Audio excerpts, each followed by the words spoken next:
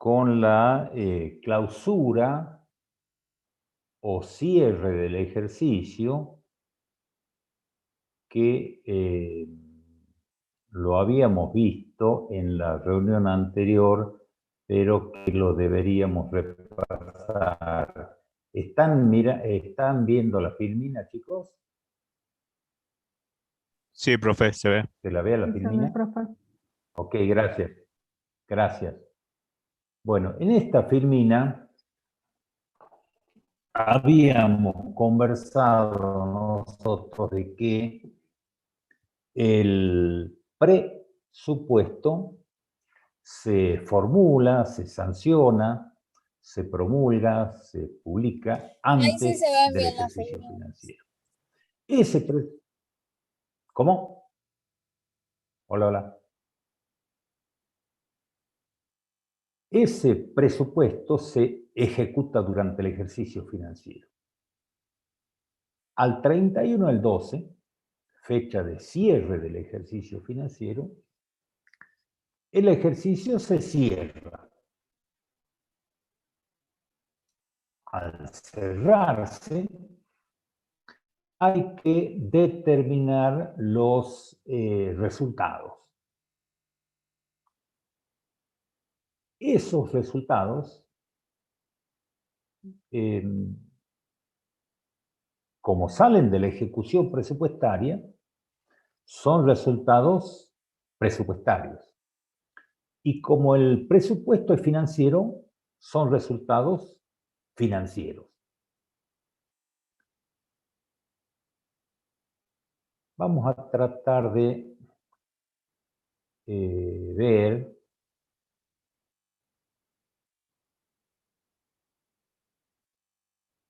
los distintos tipos de resultados .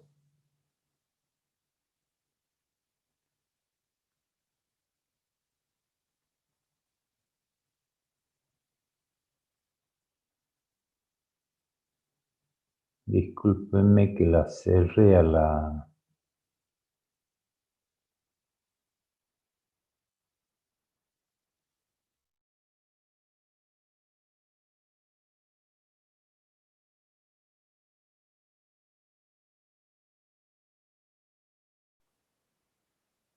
Bien, bueno. Listo, ok, entonces, bueno. En la reunión anterior habíamos visto que el ejercicio financiero es el 1 del 1 y termina el 31 del 12.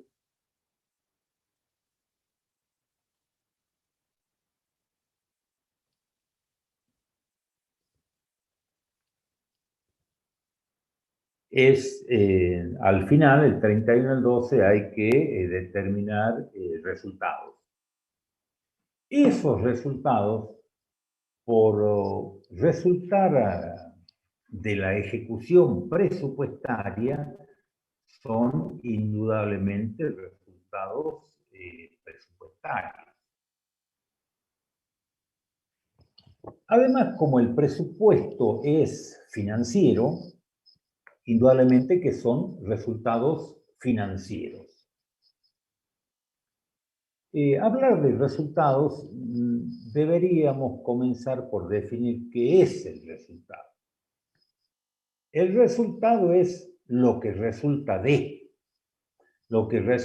sumar dos conceptos, o de restar dos conceptos, o de multiplicar una cosa por otra, o de dividir una cosa por otra.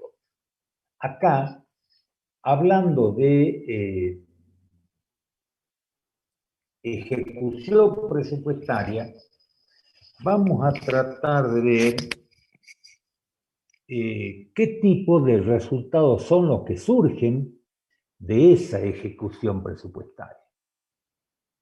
Los resultados que surgen de esa ejecución presupuestaria y que, reitero, se generan al cierre del ejercicio, al 31 de diciembre, porque el 31 de diciembre concluye el ejercicio financiero, al otro día, ya primero de enero, ya es otro ejercicio. Así que al 31 de diciembre de cada ejercicio financiero, ahí es cuando determinamos los resultados. Son resultados de tipo horizontal y de tipo vertical.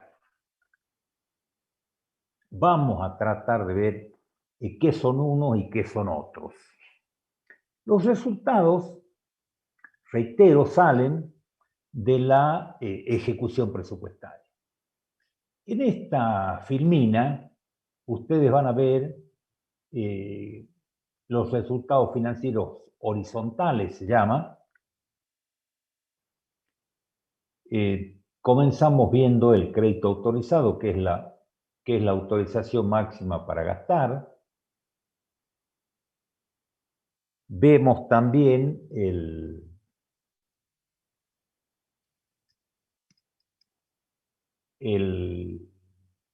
la reserva, que es lo que le llamamos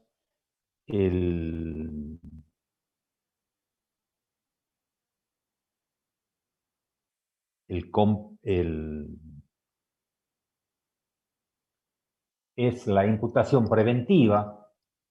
Luego el crédito autorizado, que es el importe máximo para gastar menos la reserva que ya tenemos hecha, me va a dar un saldo a nivel de crédito autorizado. Vamos mirando los totales de esta planillita. En el total de la planilla tenemos el crédito autorizado vigente, dice 12.500, que surge de un crédito autorizado original de 10.000 más 2.500 me hace 12.500. Es decir, hemos tenido al inicio del presupuesto, al inicio del ejercicio, 10.000 de crédito autorizado. Y luego se ve que hemos hecho alguna modificación presupuestaria, con lo cual se generó un incremento de la partida de 2.500. Conclusión, tengo un crédito autorizado final del ejercicio de 12.500. Contra esos 12.500 hemos hecho reservas de la partida, es decir, hemos hecho imputaciones preventivas en Salta, que es lo que llamamos imputaciones preventivas, y ese crédito autorizado menos la imputación preventiva, es decir, los 12.500 menos los 9.000, me va a dar 3.500. Eso es el saldo del crédito autorizado. Contra ese saldo de crédito, contra esa reserva de la partida que hemos hecho, hacemos los compromisos. En este caso de la planilla hemos hecho un compromiso de 9.000 pesos. Entonces, tenemos una imputación preventiva de 9.000, tenemos un compromiso de 9.000. A fin de seguir conversando y poder determinar el primer resultado que tenemos, que es la diferencia entre el crédito autorizado y el compromiso, es decir, yo tenía una autorización máxima para gastar de 12.500 y luego hemos gastado en la oportunidad del compromiso 9.000. Entonces, 12.500 menos 9.000 me da 3.500. Si yo tenía una autorización para gastar de 12.500 y realmente gasté 9.000, es como si hubiera hecho una economía de 3.500. Entonces, ¿qué es la economía de inversión? La economía de inversión es la diferencia entre el crédito autorizado y el compromiso cuando el gasto se entiende por ejecutado en oportunidad del compromiso. Porque si se entendiera como en nación que el gasto está ejecutado en oportunidad del devengado, deberíamos sacar la diferencia entre crédito autorizado y devengado en nación. En Salta sacamos la diferencia entre crédito autorizado y compromiso. Si ustedes ven, estos son resultados horizontales, van a ver que en rojo está lo de Salta y en azul está lo de Nación. Un poco por la bandera salteña que tiene rojo del poncho de Güemes y Nación que tiene el color del cielo. Entonces, para entender bien esto, el concepto de la economía de inversión, deberíamos tener muy claramente qué es lo que es el compromiso. El compromiso es el acto de autoridad competente ajustado a normas legales y de procedimiento, por el cual se da origen a una obligación futura de pagar suma de dinero referible por su concepto de importe a aquellos créditos autorizados. Voy a tratar de explicar un poco más despacio la definición de compromiso. He dicho, es el acto. Por lo general nos vemos tentados a decir que es el acto administrativo.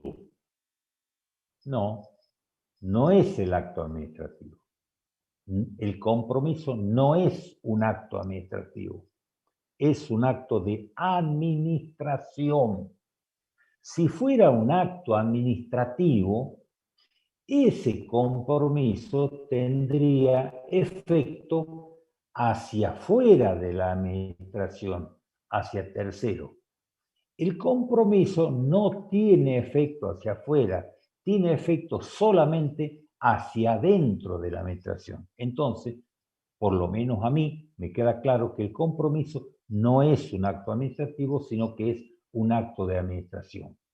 Entonces, es un acto por el cual se afecta ese crédito autorizado. Y se genera una obligación, por supuesto que es un acto ajustado a normas legales y de procedimiento. Enfatizo, un acto que no es acto administrativo, sino acto de administración, y que está ajustado a normas legales y de procedimiento. Porque si no está ajustado a normas legales y de procedimiento, no se genera, no nace el compromiso. Entonces, el compromiso es el acto generado en virtud del cumplimiento de normas legales y procedimientos, por el cual se da origen a una obligación futura de pagar suma de dinero. Entonces, pregunta, ¿el compromiso al cierre es deuda? No es deuda, porque como es un acto interno de la administración que no genera ninguna obligación hacia afuera de la administración, puede ser que en el futuro se transforme en deuda, pero al momento de nacer el compromiso no es deuda. Entonces, es el acto ajustado a normas legales y procedimientos, por el cual se da origen a una obligación futura de pagar suma de dinero. Suma de dinero por cuanto esto es financiero, y lo financiero tiene que ver con sumas de dinero, referible por su concepto de importe a aquellos créditos autorizados. Cuando decimos referibles por su concepto e importe a aquellos créditos autorizados, está claro que ese crédito autorizado tiene ese doble tope cuantitativo y cualitativo. Por eso que decimos referible por su concepto, que es un aspecto cualitativo, e importe, que es un aspecto cuantitativo, a aquellos créditos autorizados. De esta definición me surge que siempre el compromiso tiene que ser menor que el crédito autorizado. Es imposible producir un compromiso por un importe mayor al crédito autorizado. Entonces, si yo, reitero, si yo tengo un crédito autorizado de 12.500 y tengo un compromiso de 9.000, tengo una economía de inversión de 3.500. Está clarísimo que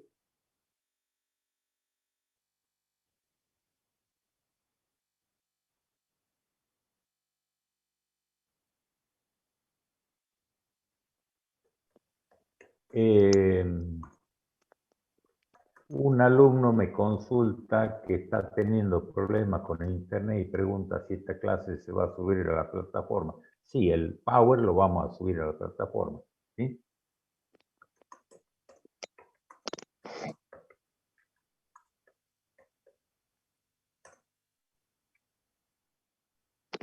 Bueno, una vez que tenemos entonces esta economía de inversión, es claro que a mí me habían autorizado a gastar 12.500, gasté 9.000, hice una economía de 6.500. Luego sigue el proceso de ejecución del gasto. Vendrá la recepción provisoria del bien o servicio, vendrá la recepción definitiva del bien o servicio, llegará la factura del bien o servicio. Una vez que recibo la factura, tendré que verificar si es que la factura coincide con lo que se había pedido. En el caso, entonces acá tendremos una recepción provisoria y una recepción definitiva. Producida la recepción definitiva, ahí deberemos hacer un asiento para contabilizar el devengado, un asiento contable para contabilizar el devengado. En el momento del devengado es cuando se produce la modificación patrimonial. Vamos a poner un ejemplo. Yo tenía un crédito autorizado, supongamos, de 12.500 pesos para comprar 2 camiones. Inicio el proceso de adjudicación, al final adjudico por 9.000. Entonces, yo tenía autorizado para comprar, para gastar en camiones 12.500, adjudiqué por 9.000. Entonces, produje una economía de inversión. Luego se produce la recepción del camión. Supongamos que se recibe el camión por 6.000 pesos en la recepción provisoria.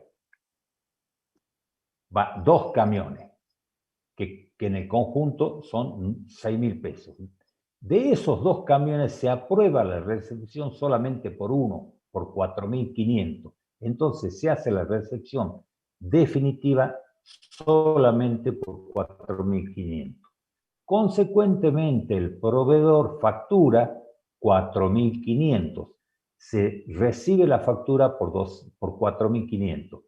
Una vez que se verifica la factura, se la compara contra la orden de compra, y si es que coincide la factura contra la orden de compra, entonces se produce la recepción definitiva del camión, y entonces ahí es cuando nace el momento ese de la liquidación. Liquidado se produce el devengado. Entonces, devengado yo tendré que hacer un asiento que dice yo Estado, deberé hacer un asiento que diga recibido camión de tercero, porque todavía no es mío, a deuda camión. Entonces, ahí se devenga y ahí se modifica la situación patrimonial. Una vez que se modifica la situación patrimonial, ese reflejo de la modificación patrimonial se tiene que producir con la emisión de la orden de pago, que es el mandado a pagar. Entonces, yo tenía un compromiso de 9.000, un mandado a pagar de 4.500, 9.000 menos 4.500, 4.500. Eso es el residuo pasivo. Entonces, según la ley de contabilidad, en Salta, el residuo pasivo es el compromiso no incorporado en orden de pago cuando el gasto se imputa en oportunidad del compromiso. Porque, voy a repetirlo, el residuo pasivo es el compromiso no incorporado en orden de pago cuando el gasto se entiende gastado en oportunidad del compromiso. Así es en Salta. En Salta entendemos que el gasto se entiende gastado en oportunidad del compromiso. Entonces, el compromiso no incorporado en orden de pago será el residuo pasivo. No es asignación. En nación, el gasto se imputa por el devengado. Entonces, cuando yo le aplico la definición del residuo pasivo y digo, el residuo pasivo es el compromiso no incorporado en orden de pago cuando el gasto se entiende gastado en oportunidad del compromiso, esta definición no resulta aplicable en nación porque en nación el gasto se entiende gastado en oportunidad del devengado. Entonces es fácil ver que en Salta sí existe el residuo pasivo, mientras que en nación no existe el residuo pasivo. Una vez emitida la orden de pago, es decir, registrado el mandado a pagar, tenemos que pagarlo. Supongamos que al momento de pagar, en lugar de tener los 4.500 pesos, tenemos 4.000 nada más. Entonces, mandamos a pagar 4.000. Entonces, si yo tenía que pagar 4.500 y pagué exclusivamente 4.000, queda muy claro que quedo debiendo 500 pesos. Eso es deuda de tesorería. ¿Por qué digo que es deuda de tesorería? Porque es una obligación de pago que tiene el tesorero. Entonces, si el tesorero es quien debe hacer frente a todas las órdenes de pago, si el tesorero no hace frente a esta orden de pago, la deuda será de tesorería. Normalmente confundimos la deuda de tesorería con la deuda exigible. Son dos cosas completamente distintas. La deuda de tesorería es la orden de pago impaga al cierre del ejercicio. Ahora, si esa orden de pago no estaba vencida, supongamos que ha sido emitida la orden de pago para ser pagada el 4 de febrero. Al 31 de diciembre, ¿es deuda? Claro que es deuda. ¿Debo? Claro que lo debo. ¿Pero está vencido? No, no está vencido. Estará vencido el día 4 de febrero. Entonces, el día 4 de febrero se transformará en deuda exigible. Esa deuda de tesorería puede ser entonces que parte sea exigible y parte sea no exigible. Es decir, parte sea ya vencida y parte sea a vencer. La deuda de tesorería vencida, esa es la deuda exigible. La otra no es deuda exigible. Ahora, la suma de la exigible más la no exigible, esa sí es deuda de tesorería. Entonces, reitero, en rojo están los resultados horizontales a nivel de provincia de Salta o de cualquier estado que tenga el criterio de imputar el gasto en oportunidad del compromiso. Si se tratara de un Estado que tiene el criterio de imputar el gasto en oportunidad del devengado, ese Estado deberá sacar la diferencia entre el crédito autorizado y el devengado. Esa diferencia entre los 12.500 y los 4.500 serán 8.000. Esa será la economía de inversión. La deuda de tesorería es la orden de pago impaga al cierre. El mismo criterio que usa Salta y Nación. Entonces, es fácil de ver en esta transparencia que con el mismo caso, con el mismo ejemplo, pero cambiando el criterio de imputación del gasto, ya sea por compromiso o por devengado, cambia el resultado. Veámoslo. Ahí hemos puesto un cuadrito chiquitito, acá, que dice ejecución del recurso y del gasto en Nación y en Salta. Ejecución del recurso, en los dos casos he puesto 10.000 pesos en Nación y 10.000 pesos en Salta. Es decir, tienen el mismo recurso ejecutado. Es decir, con el criterio de Nación y con el criterio de Salta. Es decir, con el criterio del devengado y con el criterio del compromiso. Si utilizamos el criterio de Nación para el gasto, es decir, el devengado, el gasto está gastado en la oportunidad del devengado, pondremos 4.500 pesos. Como consecuencia, el resultado será 5.500. Recurso 10.000 menos gasto 4.500, resultado positivo 5.500. En Salta, con el criterio de Salta, con el criterio de tener el gasto por gastado en la oportunidad del compromiso, tendremos recurso 10.000, gasto 9.000, resultado 1.000. Ustedes se dan cuenta entonces que cambiando el criterio de imputación del gasto, el resultado es distinto.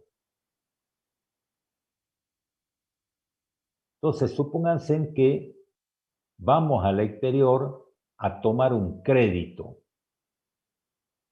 Si vamos con el criterio de Nación, tenemos un resultado positivo de 5.500. Si vamos con el criterio de Salta, tenemos un resultado positivo de 1.000. Eso es lo que va a ver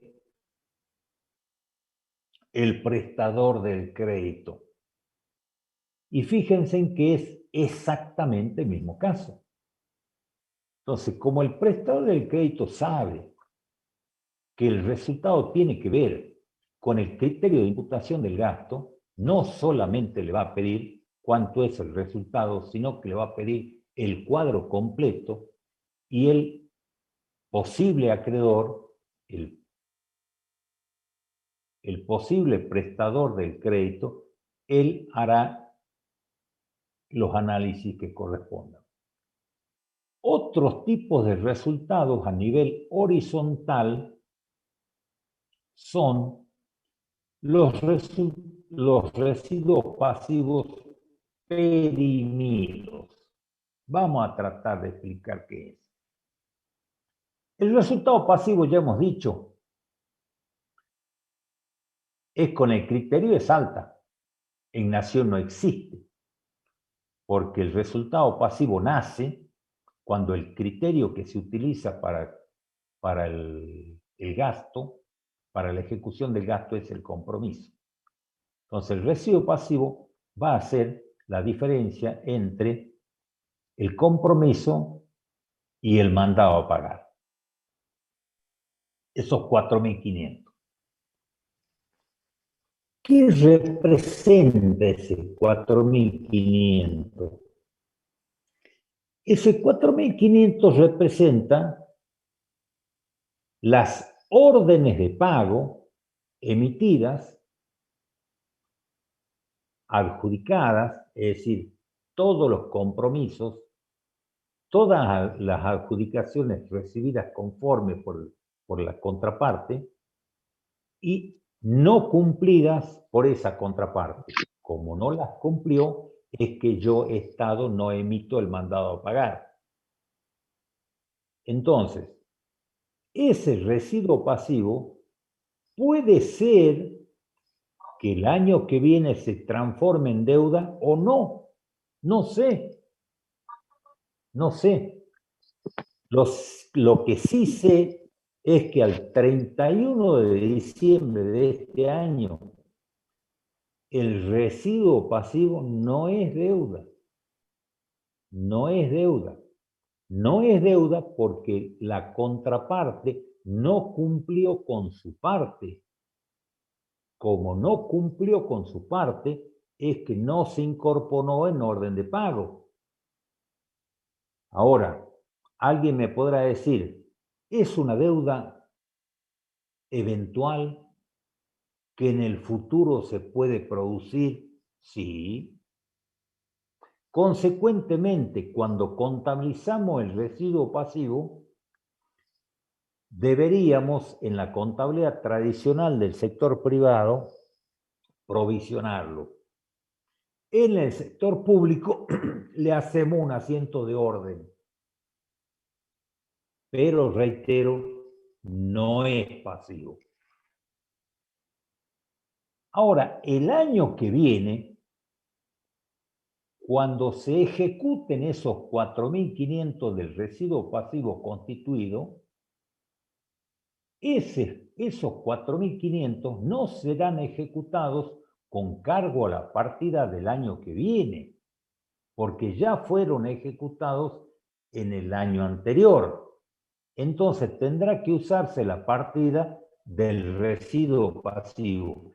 Entonces tendremos que ir invirtiendo el asiento a medida que el tercero, la contraparte, va cumpliendo con su parte y entonces nosotros iremos emitiendo el mandado a pagar. Entonces, el residuo pasivo se constituye al 31 del 12 de cada año. Se constituye por acreedor, importe, concepto, unidad de organización. Y vive ese residuo pasivo durante un año. Ese residuo pasivo que se constituye el 31 de diciembre de un año, vive hasta el 31 de diciembre del año que viene. Si no se ejecuta, caduca, desaparece. La pregunta es, esa caducidad del residuo pasivo, el perime, el residuo pasivo perime. Al perimir el residuo pasivo, ¿significa una ganancia? No. ¿Significa un activo? No, porque se había contabilizado como una cuenta de orden. Entonces, el residuo pasivo vive un año a partir del momento de la constitución. ¿Cuándo se constituye? Al 31 del 12 de cada año. Otra cuestión, las órdenes de pago. Las órdenes de pago se van emitiendo a partir de que el proveedor va cumpliendo con su obligación contractual incorporada en la orden de compra. Esa orden de pago es una orden que se le da al tesorero para que el tesorero, con fondos públicos, con fondos del tesoro, pague. ¿Cuánto vive esa orden de pago? Vive un año a partir de la fecha de entrada en la tesorería. Fíjense entonces que hay órdenes de pago que entran el 2 de enero, el 3 de enero, el 4 de enero, el 5 de enero. Todos los días entran órdenes de pago a la tesorería. Si es que la tesorería, desde la fecha de entrada en la tesorería de la orden de pago, no la paga, entonces esa orden de pago caduca. ¿Qué significa que la orden de pago caduca? Pierde vigencia. Al perder vigencia, ¿significa que el Estado deja de deberle al acreedor? No, no. Perdió vigencia la orden de pago, pero la deuda sigue vigente y la deuda no se mueve siguiendo a la ley de contabilidad que habla de la orden de pago caduca, sino que las deudas siguen al Código Civil, que es el código de fondo. Y entonces tendremos que hablar de las prescripciones del Código Civil y Comercial.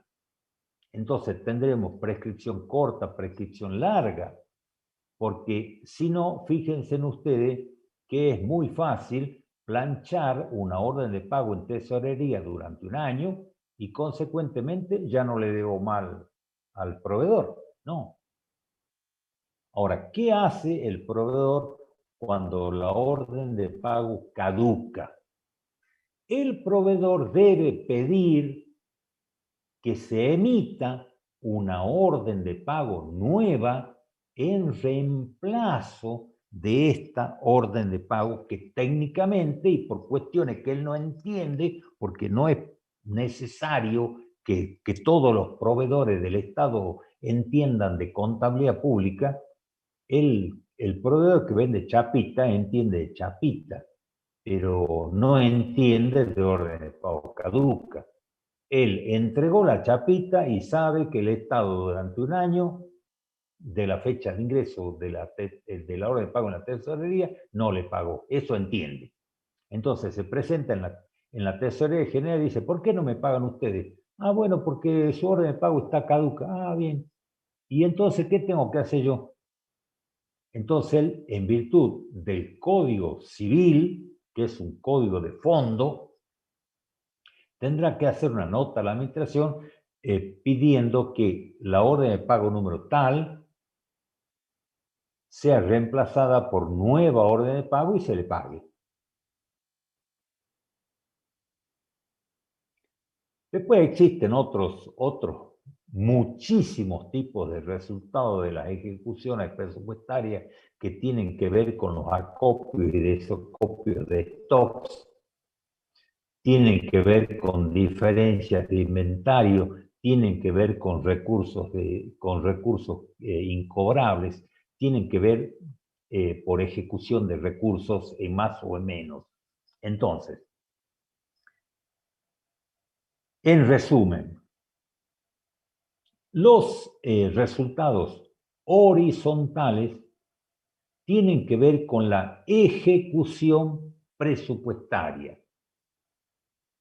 Tienen que ver con la ejecución presupuestaria en gasto y también tienen que ver con la ejecución presupuestaria en recursos. Cuando uno mira los resultados horizontales en relación al gasto, tendremos que ver esto que está aquí en el cuadrito, crédito autorizado, compromiso, devengado, mandado a pagar, pagado. Esos son resultados horizontales relacionados directamente al gasto. Pero también hay resultados horizontales vinculados directamente al recurso. Ejemplo, recurso estimado calculado en el ejercicio, en el presupuesto del ejercicio, 1.000. Efectivamente percibido, 1.200. Esos 200, que son recursos percibidos en exceso, no serán resultados generados por la ejecución del recurso. Entonces, Si es verdad que el presupuesto es totalizador y registra el total del recurso y el total del gasto, el resultado total será el resultado de la ejecución tanto de recursos como de la ejecución de gastos. Estos son los llamados recursos horizontales. Bueno, y que, vuelvo a repetir, tiene que ver con el criterio que se adopte con respecto al gasto o con respecto al recurso. Respecto del gasto, tenemos dos criterios, o compromiso o devengar. Respecto del recurso es más fácil, porque siempre, como norma general, entendemos el recurso recaudado en oportunidad del percibido.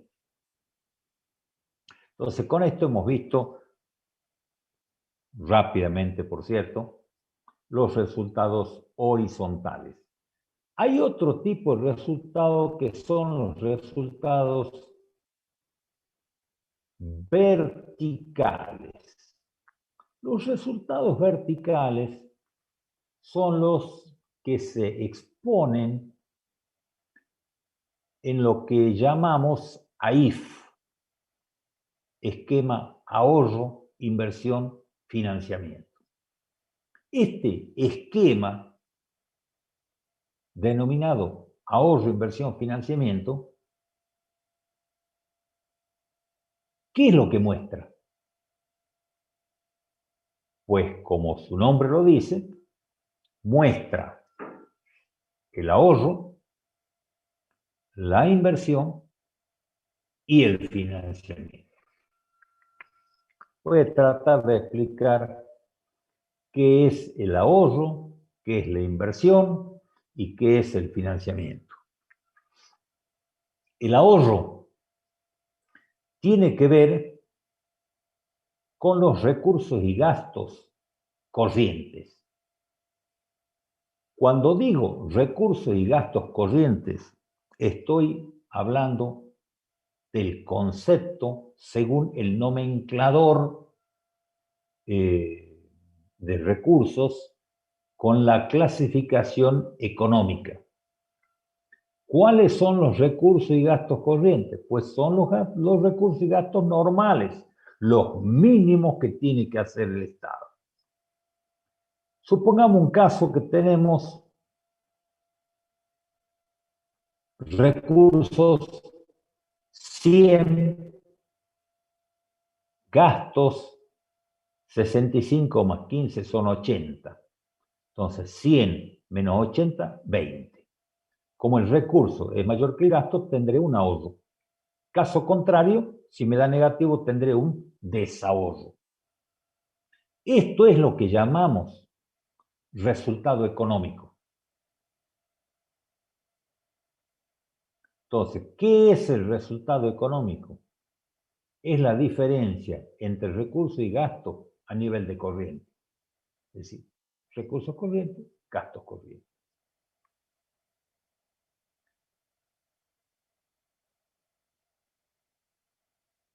¿Qué es lo que es la inversión?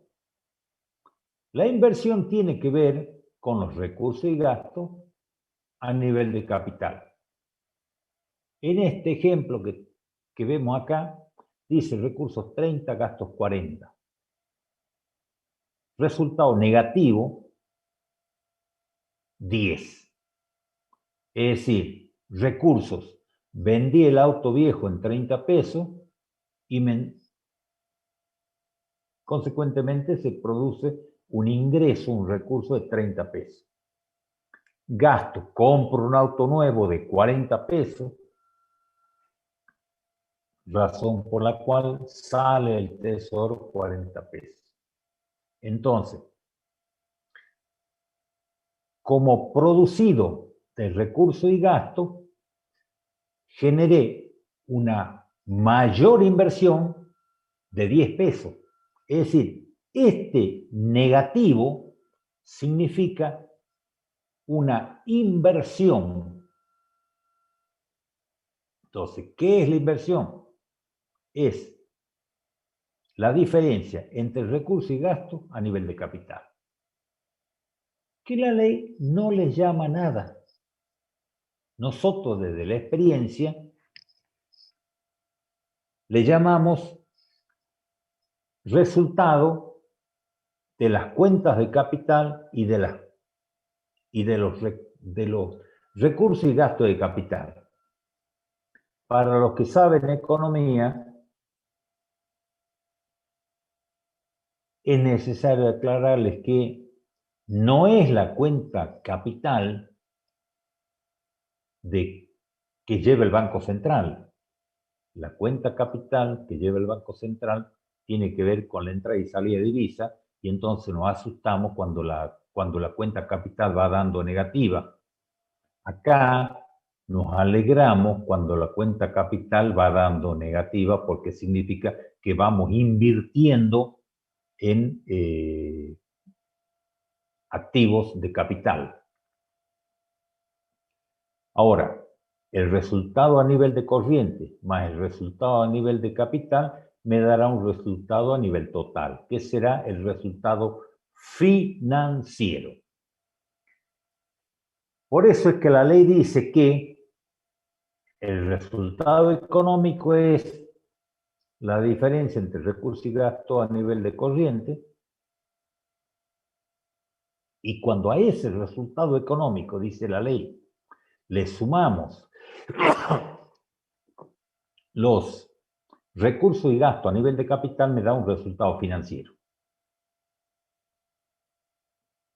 Nosotros en la jerga solemos relacionar el resultado económico con el resultado corriente y la inversión con el resultado de capital. Entonces, el resultado a nivel de corriente más el resultado a nivel de capital me va a dar un resultado presupuestario o financiero.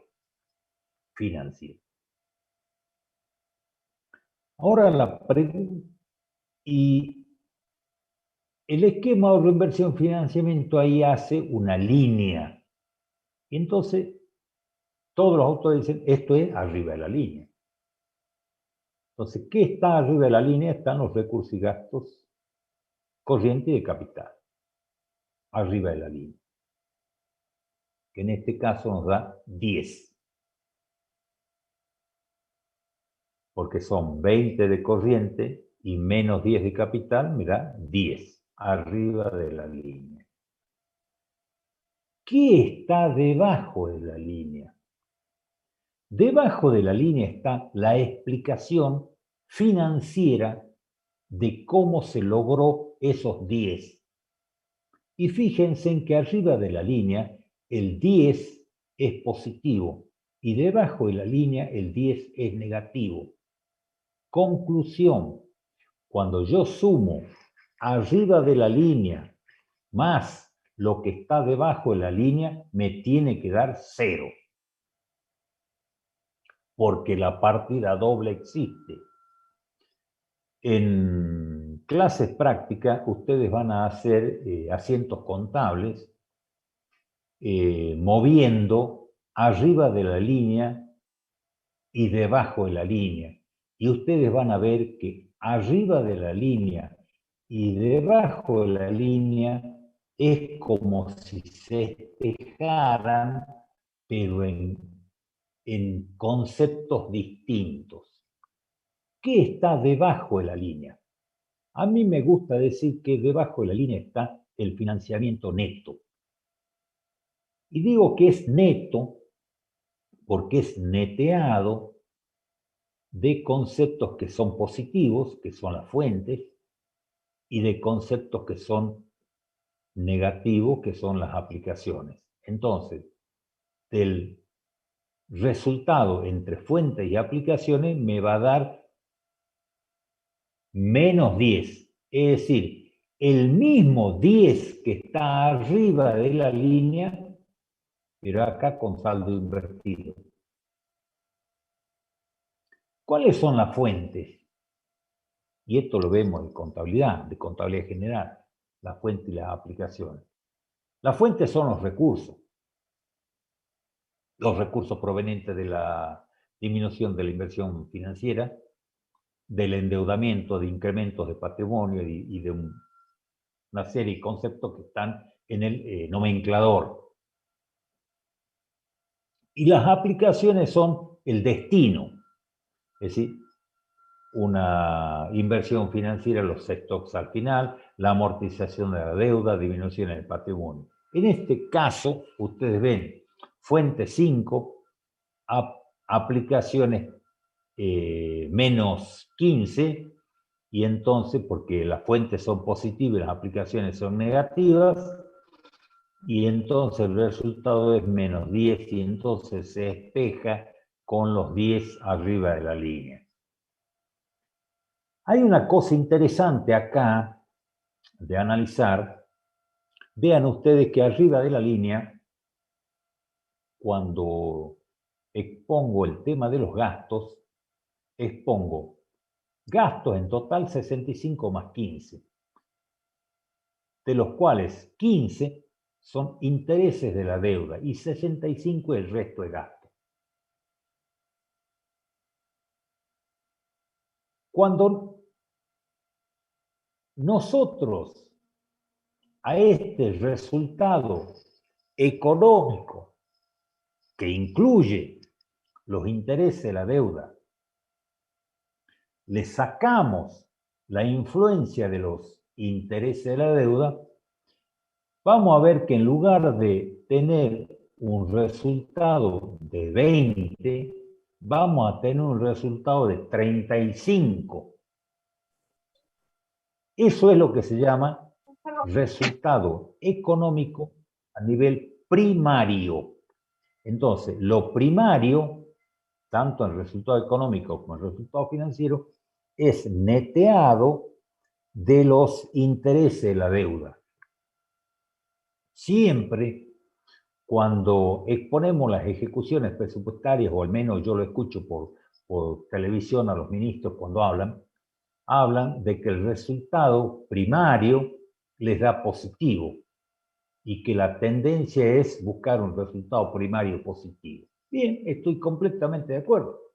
Pero si ese resultado positivo no le alcanza para pagar los intereses de la deuda, quiere decir que necesariamente estamos entrando en déficit. Entonces es interesante mirar ese resultado primario con un ojo y también con el otro ojo mirar los intereses de la deuda, porque no sé por qué la gente entiende cuando se le habla del resultado primario, pero no entiende cuando se le habla del resultado económico. Bueno, entonces, en resumen, cuando yo lo neteo de los intereses de la deuda, el resultado económico se transforma en económico primario. Y cuando yo el resultado financiero lo neteo de los intereses de la deuda, se llamará resultado financiero primario. Y reitero que lo de primario tiene que ver con restar los intereses de la deuda. Y en este momento en el que estamos, en la situación en la que estamos en el país, me parece que es un concepto que lo tenemos que tener muy claro, lo que es lo primario y no primario. Recién he dicho entonces que lo que está arriba de la línea da 10 y lo que está debajo de la línea da menos 10, ¿sí? Y entonces es como que se espeja, pero con signo invertido. Ustedes pueden hacer este control con los mismos números que están arriba, resultados, para que ustedes vean este equilibrio, 0. Tengo recursos a nivel de corriente 100 y de capital 30, entonces tengo 130. A nivel de gastos, tengo gastos corriente 80, gastos de capital 40. Subtotal 120. Entonces, 130 menos 120, tengo los 10 del resultado financiero. Este resultado financiero encuentra su explicación en 5 de fuente y 15 de aplicaciones, y entonces menos 10. 10 menos 10 igual 0. Resultado final, 0. Equilibrado. Bien. Resultado equilibrado.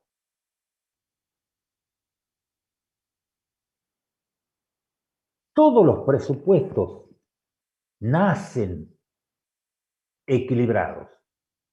El presupuesto. Ejemplo, yo en mi casa tengo recursos 100, gasto 400.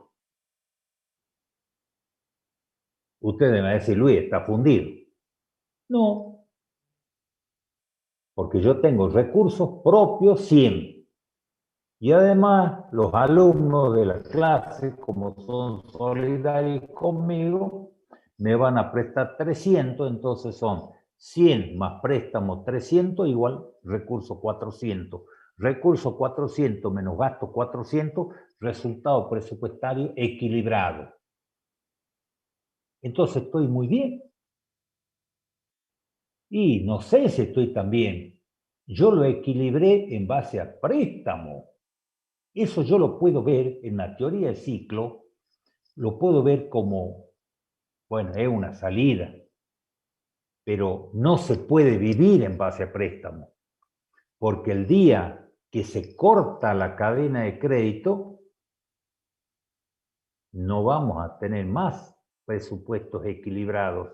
Si se llega a cortar la cadena de crédito, vamos a tener recursos menores que el gasto y vamos a caer indefectiblemente en déficit, que es lo que nos está pasando. Entonces, cuando ustedes vean esto del resultado final 0, que es una regla de oro, siempre da equilibrado, siempre da equilibrado. Y se equilibra con crédito o con deuda. No hay otro. Entonces, no se queden tan contentos cuando se les dice que tenemos nuestro resultado presupuestario equilibrado. Usted tiene que decir, ¿cómo lo tenemos de equilibrado? ¿Porque me prestaron la plata? ¿O la generé yo por mis propios medios? Es interesante leer acá la resolución técnica número 2 del CECIP, que les habla del resultado presupuestario y financiero y del resultado financiero, que es distinto del resultado patrimonial, y como son resultados distintos, si se los concilia, ustedes encuentran la explicación del uno y del otro. Bueno, ¿cuál es la conclusión que llego yo, por lo menos? Tendríamos que analizar el caso de Nación versus el caso de Salta por aquello del criterio de imputación del gasto, que uno registra por devengado y el otro registra por compromiso. Entonces nosotros vemos que con el solo cambio de criterio me cambia el resultado, no obstante que la operación es la misma. Entonces, cuando hablen ustedes de resultados horizontales, tienen que preguntar siempre, ¿en qué estado estamos hablando? ¿Con qué criterio se está imputando el gasto? Porque es distinto si es que ustedes imputan el gasto con el criterio del compromiso o si imputan el gasto con el criterio del devengado. Es interesante ver cuáles son los resultados horizontales a determinar, porque resultados horizontales hemos visto que son varios. Tenemos economía del ejercicio, tenemos residuos pasivos, tenemos deuda de tesorería, tenemos resultados por residuos pasivos perimidos, tenemos resultados por órdenes de pago caducadas, tenemos resultados inclusive por diferencias de stocks, también me va a generar resultados. Entonces, la verdad que son resultados en plural, en plural. Algunos tienen más importancia que otras, pero lo interesante es que sepamos analizar los distintos tipos de resultados. Tenemos que ver cuál es la influencia del criterio asumido. Si asumimos criterio de devengado o si asumimos criterio percibido en relación al quantum financiero del resultado. Y fíjese que aquí estoy hablando del quantum financiero y no del quantum patrimonial, aunque yo estoy seguro de que existe un resultado patrimonial y hay un resultado financiero y entre los dos se concilia y se determina cuánto es la diferencia o a qué se debe la diferencia. Y después hay una cosa interesante que tenemos que ver, que tenemos que advertir que en ambos criterios, los resultados se determinaron contra los recursos percibidos. En la norma general, recursos percibidos, aunque yo sé que en el caso de las empresas públicas, estas empresas asimilables a empresas privadas, que utilizan el criterio del devengado a los efectos del recurso, cuando yo consolide administración central y descentralizado que consolidan y le sume los descentralizados que no consolidan, me dará un resultado mixto que estará compuesto parte por recursos percibidos y parte por recursos devengados. Pero bueno, ya es un análisis mucho más profundo y que se lo cuento para que no crean que es tan fácil como parece.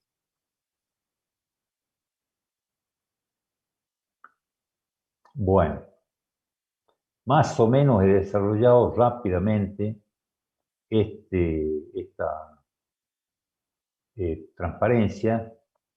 Lo que sí quiero es quedar a disposición del alumno para las preguntas que quieran hacer. ¿Hay preguntas? Hola, hola.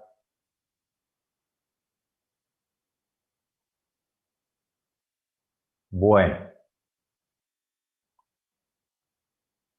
en la web yo creo que tienen ya la transparencia del contador Moreno, que es realmente muy interesante cómo él lo plantea al caso de los resultados.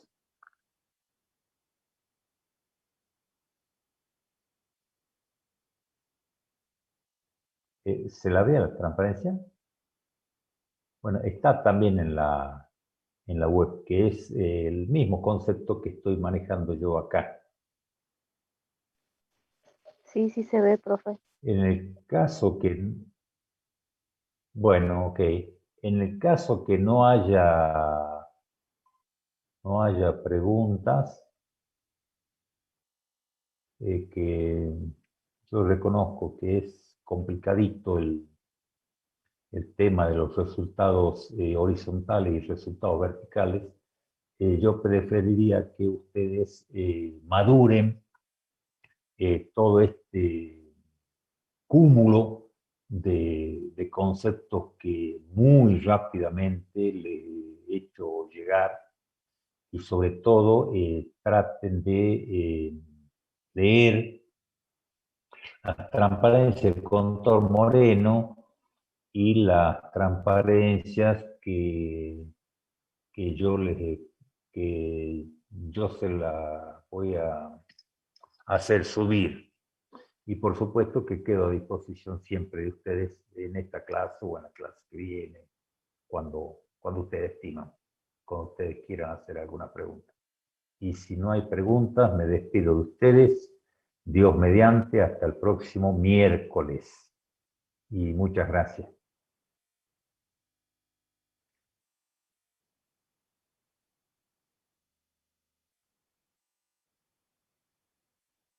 Rosarito, nos vamos.